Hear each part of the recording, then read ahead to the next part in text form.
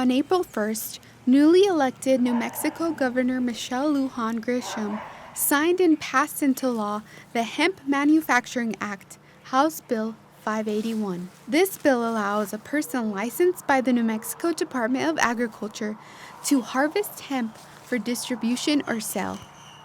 Heath Grider, a local Portales hemp grower and treasurer for the New Mexico Hemp Association, talks to us on how he has been waiting to take advantage of this opportunity. I've been an advocate for hemp for years now. After I first learned about it, 5 or 6 years ago on the internet, there's no reason why we shouldn't have it. It's going to be a perfect crop for southeastern New Mexico.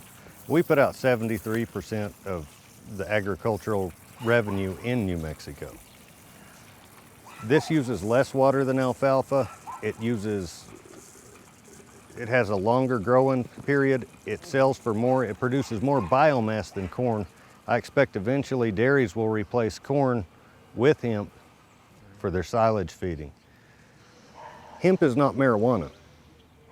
Hemp, industrial hemp, is defined by law as the cannabis sativa plant that has 0.30% and under THC content. Marijuana is 0.30 and over. They are two different animals. It's like they are not the same thing. Hemp will not get you high. Hemp is a medicinal, it is an industrial, it is a textile product. It is not even in the same league as somebody buying a bag of pots. The history between hemp and the United States has gone back and forth for hundreds of years.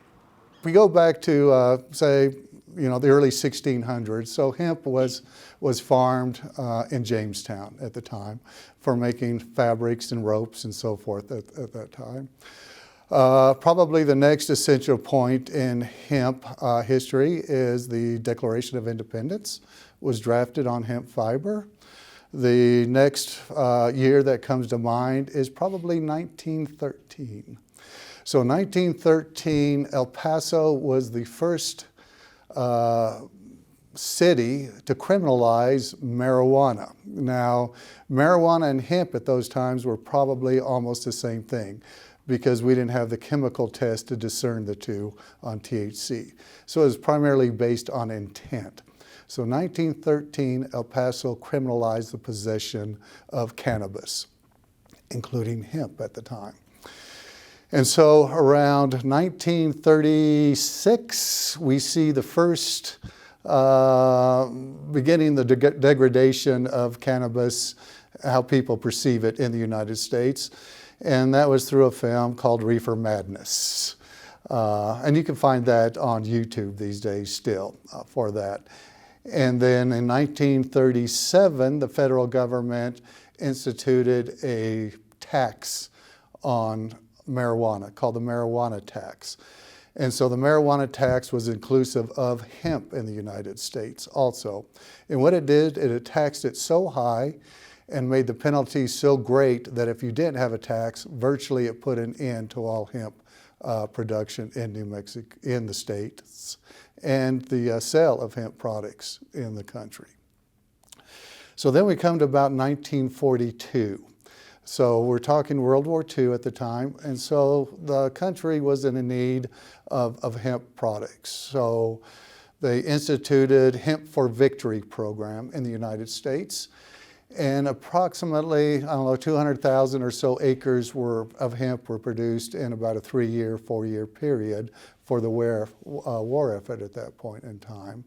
And growers were provided a hemp stamp that provided them legal authority to grow hemp at that time.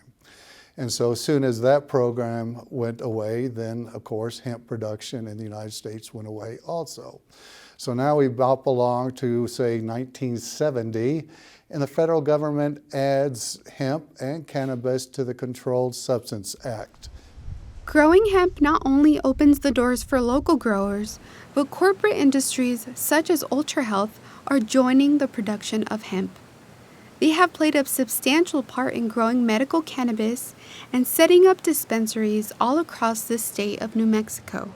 However, The cap of THC in hemp is a challenge for them as they try to control the strains to meet the hemp definition.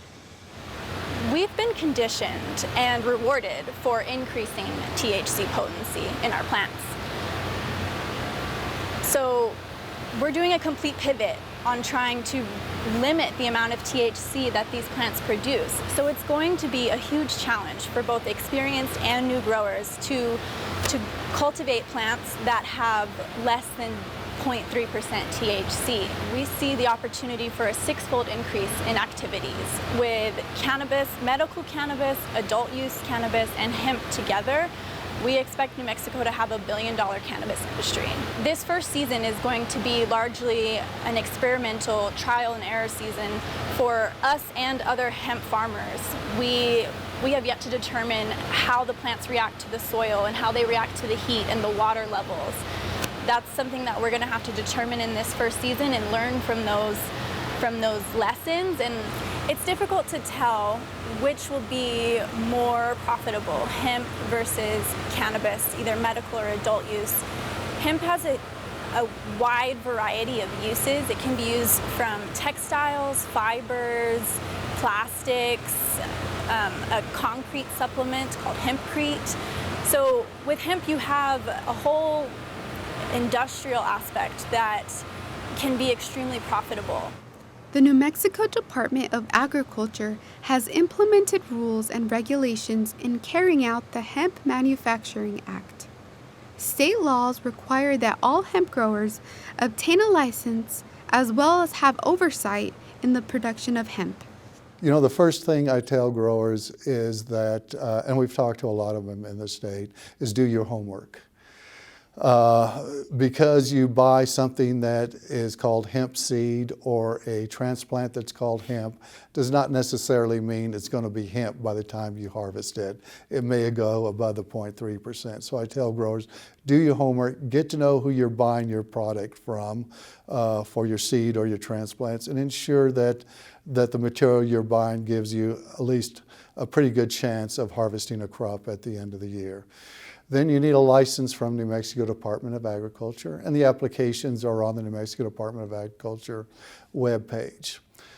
You grow. We tell growers also to start looking at somebody that's going to buy their product and how they want their product in it, whether they want it harvested only the bud and flower or the whole plant harvested and so forth, and start looking around for the markets that you're going to sell these type of things.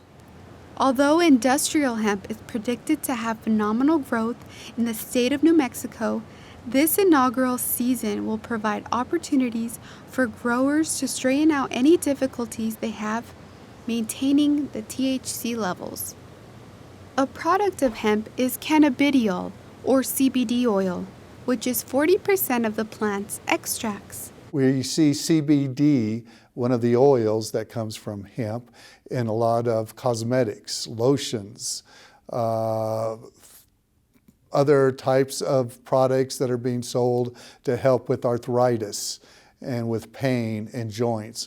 We see that CBD oils are probably going to start showing up in food pretty soon and so forth, in colas and drinks and so forth, on those type of things. So that kind of takes care of that end of it. The other spectrum is the fiber portion of it. And we'll start seeing that develop in the future years in New Mexico for its use in concrete, for its use in blocks, perhaps textiles, perhaps plastics, and so forth.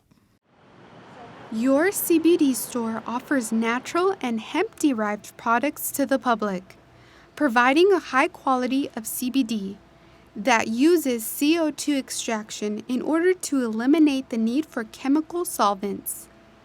They currently have 400 stores in the United States. We see on a very regular basis is obviously the arthritis and the carpal tunnels. That's one of our very big ones. Also, we've seen a lot of psoriasis, swollen knees, cartilage issues, general pain, joints, and muscle kind of issues. It's a big process. In Denver, we grow all of our hemp products. It's in a couple warehouses. We have it all very separate from the THC products, also from the zero broad spectrum products. Everything's very formulated. It's used with CO2 pressure and gas and heat to kind of extract all of our processes. It's then, after it's extracted from the resinous material, it's sent to all of our third-party testing, so various places in Denver, also in Florida. Then it all meets back at our hub in Tampa, Florida, and then gets distributed to all the stores nationwide as well. And another cool thing we provide with our products is just showing all the testing that we have. So with this QR code, you just scan it, pull it up to a little browser link, and this will pull you to every milligram strength and every bit of testing as well.